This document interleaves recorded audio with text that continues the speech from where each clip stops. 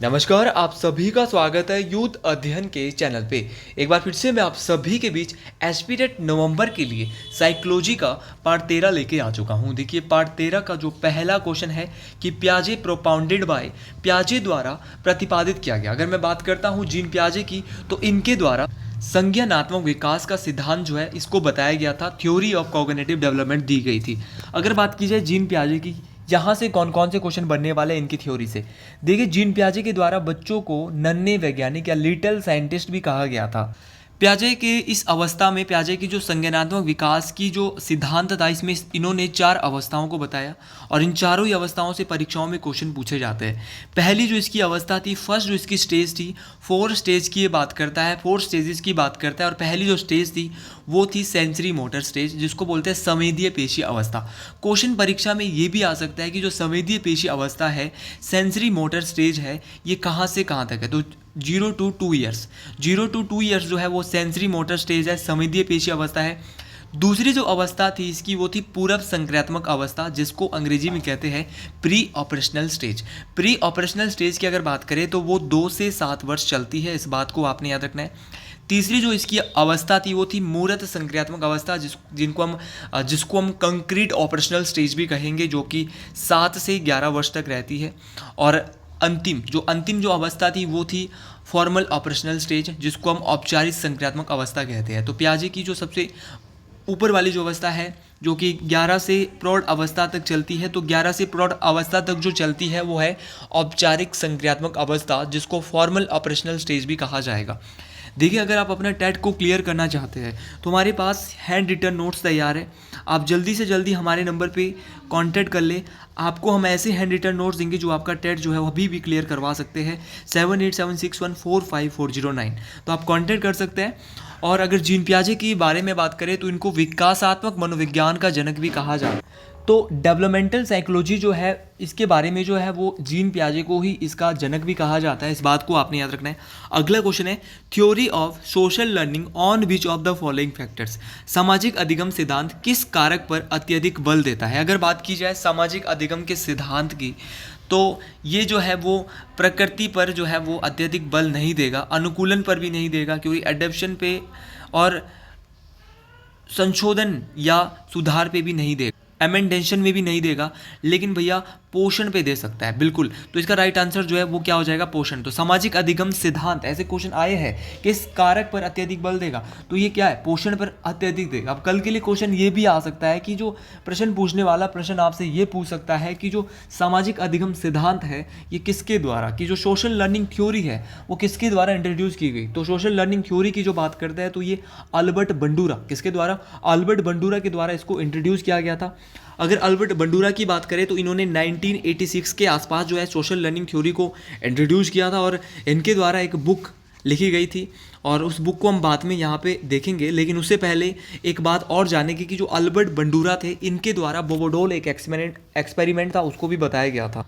अगला क्वेश्चन है, most important question रहने वाला है कि 2 factor theory of intelligence was propounded by, द्विकारक सिद्धांत किसके द्वारा प्रतिपादित किया गया। मैं बार बार ऐसे क्वेश्चन आपको कराता हूँ, और साइकोलॉजी कोई बहुत बड़ा गंगा नहीं है जीके की तरह कि यहाँ पे बहुत सारे क्वेश्चन आएंगे, कोई बड़ा समंदर नहीं है। यहाँ पे आपको लिमिटेड क्वेश्चन पढ़ने, और उसमें से भी आपको 20 से 25 क्वेश्चन परीक्षा में देखने को मिल जाएंगे आराम से। हो सकता है कि 25 प्लस भी मिले, लेकिन अपने हिसाब से आपको पहले मान लेना चाहिए कि 20-25 तो आने ही आने चाहिए, और इतने क्वेश्चन आसानी से आएंगे भी। तो 2 फैक्टर थ्योरी जो इंटेलिजेंस की है, जिसको द्विकारक सिद्धांत कहा जाता है, ये स्पियर्समैन के द्वारा दी गई। किसके द्वारा दी गई थी, स्पियर्समैन के द्वारा दी गई। उसी प्रकार और बहुत सारी यहाँ पे थ्योरीज दी गई थी, लेकिन हम वही जानेंगे जो यहाँ पे ऑप्शन में दिया है।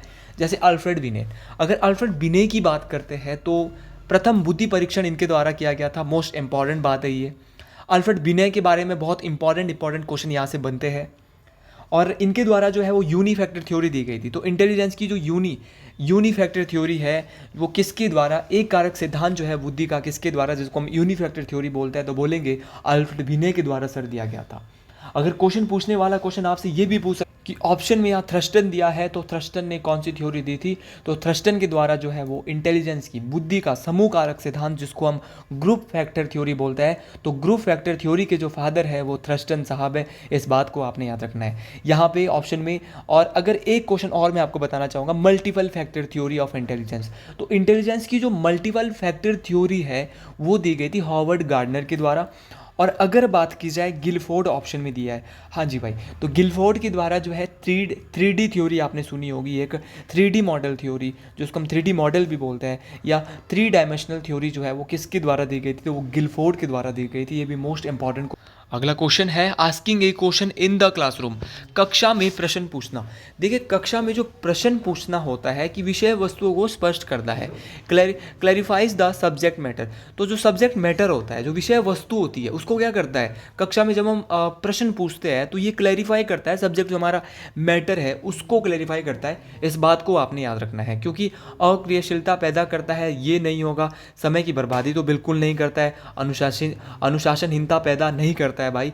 तो इसका जो राइट आंसर हो जाएगा किसी विषय वस्तु को स्पष्ट करता है। इस बात को आपने याद रखना है। अगला क्वेश्चन यहाँ पे है, थोड़ा आपको यहाँ पे मुश्किल ज़रूर हो सकती है, क्योंकि आज जो मैंने क्वेश्चन पेपर बनाया था वो उसको मैंने जब इसके मॉक मैं बना रहा था, और ऐसे मॉक भी हमारे पास प्रोवाइड है जो मैं आपको पढ़ा रहा हूँ, सेम मॉक टेस्ट भी प्रोवाइड है जिसमें कि कम से कम हमारे पास बहुत सारे मॉक है, और यहाँ से ना भाई 50 से 80 क्वेश्चन, और अगर आप हमारे नोट्स का कॉम्बो लेते हो तो उसके साथ आपको मॉक जो है वो मात्र और मात्र 50 रुपये में मिल रहा है। तो मॉक आपको 50 रुपये में कोई देने वाला नहीं, मैं आपको ये सारे के सारे क्वेश्चन पेपर जिसके आंसर सहित 50 रुपये में दे रहा हूँ, तो ये बहुत ज़्यादा आपके लिए जो है ईजी रहने वाले हैं। लेकिन तभी अगर आप हमारे नोट्स भी परचेज कर रहे हो, वरना इसकी जो कीमत है इन मॉक की वो 99 रुपीज़ है। इस बात को आपने याद रखना है। Why do individuals differ from another, व्यक्ति एक दूसरे से भिन्न होता है, क्यों होता है, मतलब जो व्यक्ति होता है वो एक दूसरे से अलग क्यों होता है, क्वेश्चन ये बोल रहा है। वातावरण के प्रभाव के कारण बिल्कुल नहीं भाई, जन्मजात विशेषताओं के कारण बिल्कुल नहीं, वंशानुक्रम और वातावरण की अंतक्रिया के कारण।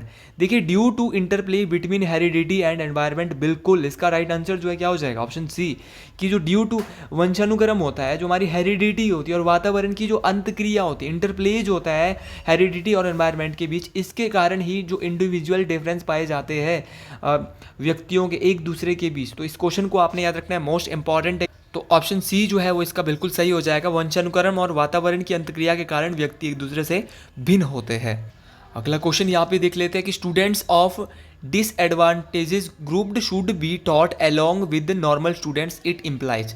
देखिए इम्प्लीज, तो यहाँ पे बोल रहा है कि वंचित समूह के विद्यार्थी को सामान्य विद्यार्थियों के साथ साथ पढ़ना चाहिए। इसका तात्पर्य, मैं पहले भी आपको इंक्लूसिव एजुकेशन के बारे में बोल चुका हूँ।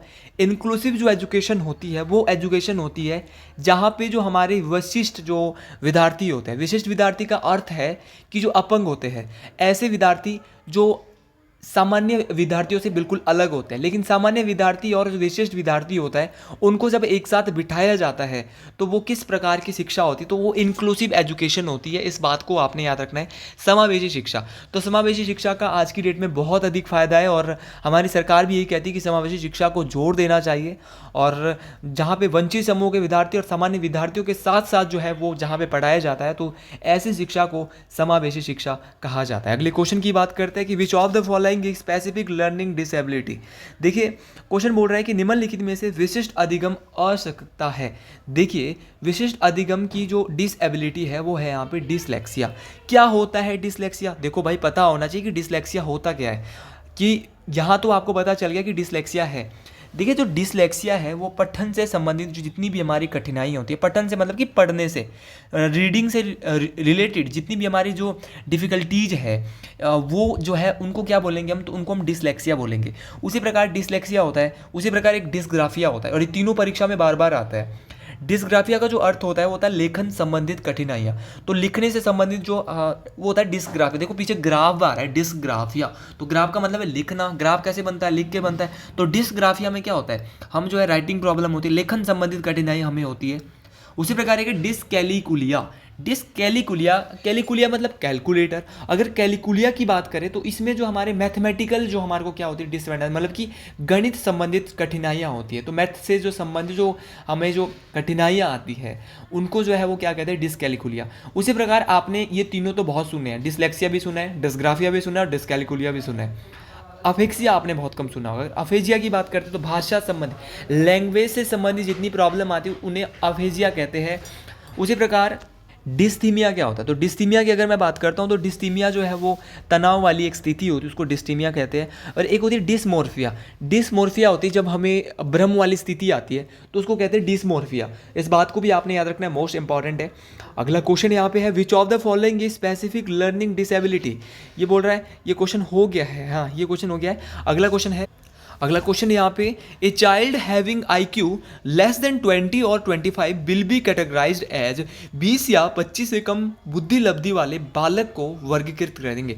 देखो जिसकी बुद्धि लब्धि 20 या 25 से कम होगी उन बालक को हम कैसे कैटेगराइज करेंगे, मतलब कि किस शैली में उनको जो डालेंगे।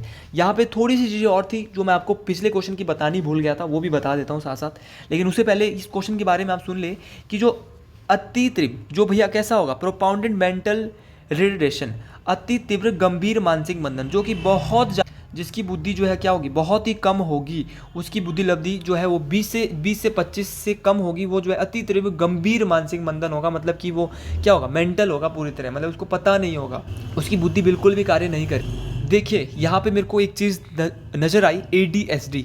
भाई ADHD क्या होता है, एक बार परीक्षा में क्वेश्चन आया था कि ADHD की फुल फॉर्म क्या है। तो ADHD की फुल फॉर्म मुझे याद आई थी साथ साथ, और मैंने आपको जो है बताना ही चाहिए। तो ADHD की जो फुल फॉर्म है वो है attention deficit hyper activity disorder. क्या, एक बार फिर से बोलता हूँ, attention deficit hyper activity disorder. तो इसकी ये फुल फॉर्म है ADHD की। और ADHD की अगर मैं बात करता हूँ तो ADHD के जो पीड़ित लोग होते हैं उनको ध्यान केंद्रित करने में दिक्कत आती है। जब मैं इसके बारे में पढ़ रहा था तो जो ADHD से पीड़ित लोग होंगे उनको ध्यान केंद्रित करने में दिक्कत आएगी, वो अपना ध्यान एक जगह एकत्रित नहीं ढंग से जो है केंद्रित नहीं कर पाएंगे। और ADHD से पीड़ित लोग जो है आवेग में आकर काम करते हैं, वो बेचैन रहते हैं। तो ये ADHD की कुछ यहाँ पे चीज़ें मैं आपको बता देना चाहता हूँ। अगले क्वेश्चन की बात, अगला क्वेश्चन है थोड़ा सा आपको दिखने में यहाँ पे प्रॉब्लम हो सकती है, लेकिन थोड़ा आप यहाँ पे मैनेज कर ले, मैं थोड़ा सा इसको जूम जरूर करूँगा। अगला क्वेश्चन है कि which of the following is known as ethical moral arm of personality. निम्न में से व्यक्तित्व की नैतिकता वाली भुजा कहेंगे।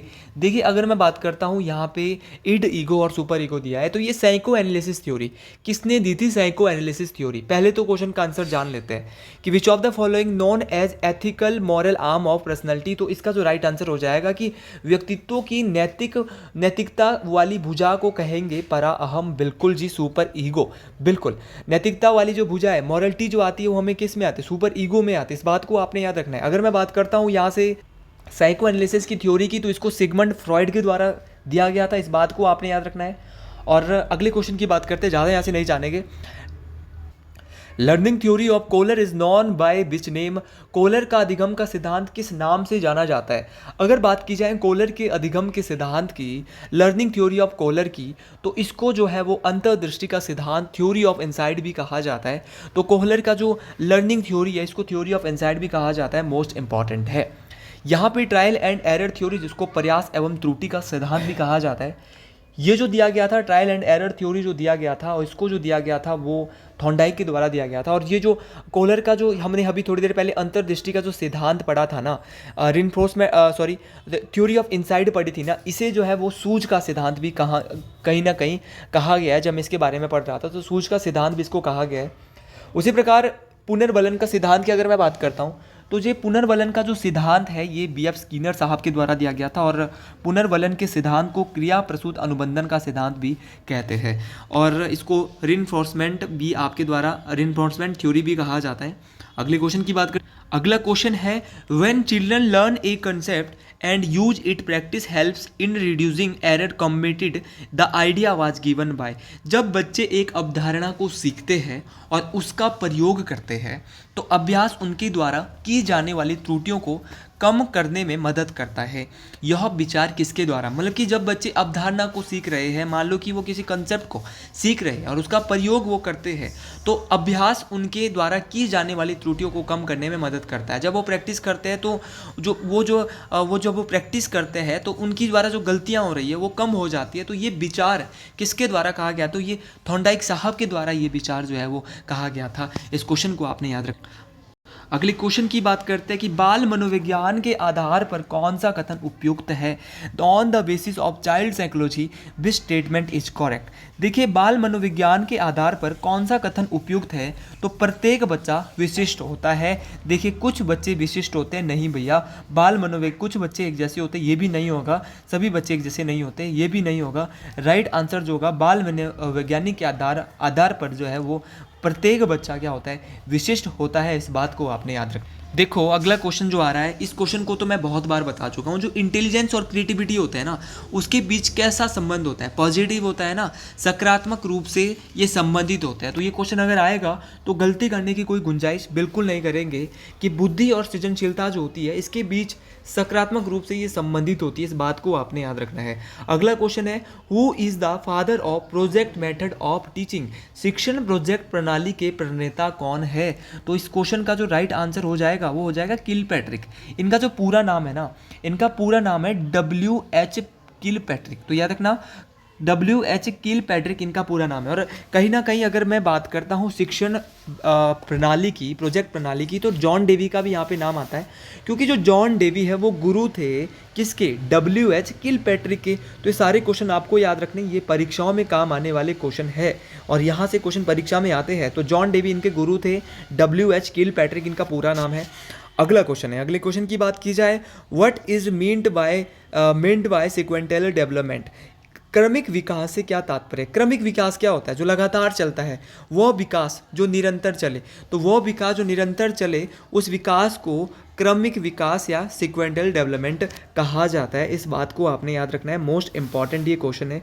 अगले क्वेश्चन की बात कर, अगला क्वेश्चन है कि पेडागोलॉजी रेफर्स टू। शिक्षण शास्त्र का अर्थ है। देखिए, शिक्षण शास्त्र के अर्थ की बात हो रही है, तो शिक्षण शास्त्र का लेखन की प्रक्रिया नहीं यार, ये नहीं होगा।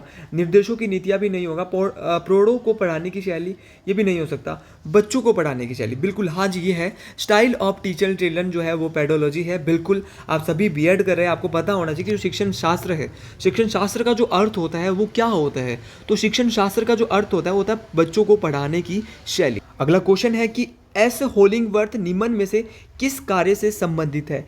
तो एस होलिंगवर्थ का नाम आपने पहली बार सुना होगा। और अगर बात की जाए एस होलिंगवर्थ साहब की, तो इनके द्वारा जो है वो प्रतिभाशाली बच्चे की जो है, इनके द्वारा जो गिफ्टेड चिल्ड्रन है, ये एस होलिंगवर्थ के द्वारा, इनके द्वारा जो है वो बात की गई थी। तो याद रखना, प्रतिभाशाली बच्चे की जो बात करते हैं वो निम्न में से एस होलिंगवर्थ जी करते हैं। अगला क्वेश्चन है कि अकॉर्डिंग टू पियाजे सेंसरी मोटर स्टेज इंक्लूड। मैंने थोड़ी देर पहले मेरा पहला ही क्वेश्चन इस जो मैं पढ़ा रहा था इस क्वेश्चन पेपर में, वो पढ़ा रहा था कि पियाजे की जो संवेदीय पेशी अवस्था है वो कब से कब तक होती है। तो 0 से 2 वर्ष, जन्म से 2 वर्ष तक जो अवस्था होती है sensory motor channel, sensory motor stage, जिसको संवेदीय मोटर चरण भी या संवेदीय गामक अवस्था या संवेदीय पेशी अवस्था भी कहता है। बहुत सारे नाम है इसके, तो याद रखना 2 से 7 वर्ष कौन सी होती, 7 से 11 कौन सी होती और 11 से अधिक कौन सी होती, सारी की सारी बता चुका हूँ। अगर नहीं देखा है तो सबसे पहले पहला ही क्वेश्चन जाके। अगला क्वेश्चन है, बहुत ही आसान क्वेश्चन है, होम्योस्टेटिस शब्द किसके द्वारा दिया गया। एक शब्द है होम्योस्टेटिस शब्द, ये जो दिया गया था, देखो यहाँ पे तो खाली कैनन दिया है, इनका पूरा नाम भी कल के लिए आपको पता होना चाहिए यार। देखो, आपको तो पता है कि आपको मैंने बता दिया कि कैनन ने जो है होम्योस्टेटिस शब्द दिया, इतने से काम नहीं चलेगा, मेरे नज़रों में तो इतने से काम नहीं चलने वाला है। तो होम्योस्टेटिस शब्द जो है वो वाल्टर ब्रैडफोर्ड कैनन, क्या नाम है, वाल्टर ब्रैडफोर्ड कैनन के द्वारा जो है होम्योस्टेटिस शब्द दिया गया था। होम्योस्टेसिस शब्द की अगर मैं बात करता हूं तो शरीर के आंतरिक रासायनिक वातावरण को एक समान बनाए रखने की प्रक्रिया होम्योस्टेसिस कहलाती है।